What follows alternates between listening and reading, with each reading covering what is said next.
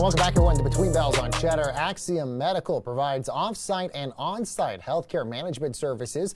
The company oversees COVID-19 protocols for shows like Shark Tank, The Voice, and even the People's Choice Awards. So here to tell us more is Dr. Scott Cherry, Chief Medical Officer over at Axiom Medical. Scott, great to have you here. Thanks so much for joining us. So walk us through some of the protocols that are in place on a lot of these film and television sets. So this is a whole different perspective, I think, for this industry. And there's really a comprehensive approach to protecting the cast and crew. Essentially, there's a zone protocol where you have zones A, B, and C.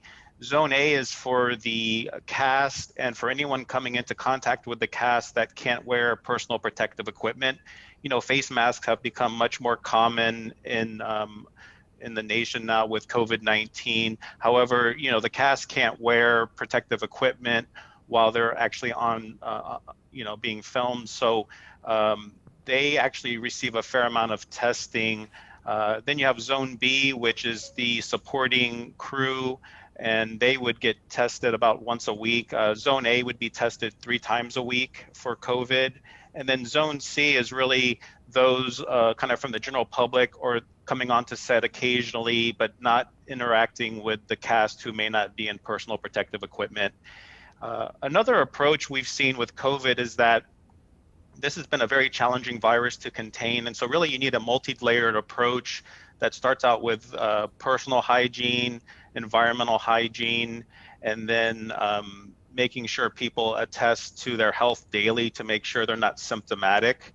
And then you can add in medical testing and then case management of those who are sick or exposed and then are returned to work appropriately based on the most up-to-date CDC guidance. And Scott, we know you guys also have a CheckIn app as well. Explain how that essentially works. Is this almost like a contact tracing sort of program, almost in a sense? Yes, and its initial application was when we support critical infrastructure industries such as oil and gas and utilities, where the CDC was allowing for those personnel being exposed but not becoming asymptomatic could stay at work in these critical infrastructures if they attest that they're not symptomatic. So this app is a very convenient way to assess the health status daily. It also allows the employer to be monitoring their population health very quickly and efficiently. Scott, I guess the larger question is, again, when we see huge rise and spikes across the country, at what point does production get to shut down? I mean, is it when you guys have alarming numbers on set? Is it basically whatever the state and local government is authorizing? How do you sort of dictate when the production has to shut down? Sure, and I look at it 2 ways. There's kind of an epidemiologic perspective. I'm a preventive medicine and public health physician, and so we look at disease rates in the communities that we're filming and then look at that same infection rate within the worker population.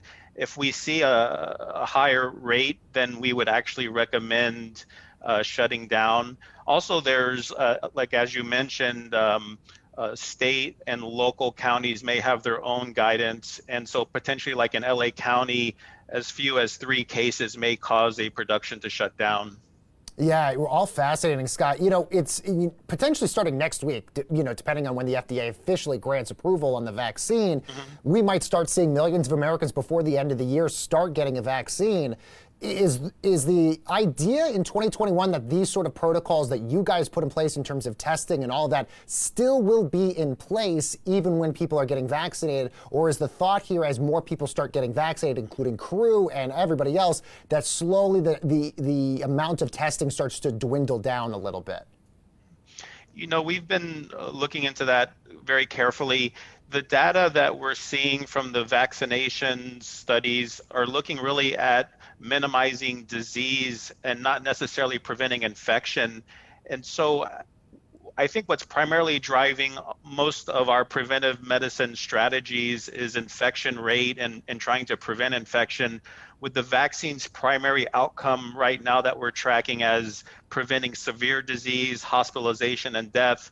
we're not sure if the vaccines is going to be able to adequately prevent infection, since that's not a primary outcome right now with the data that we're seeing.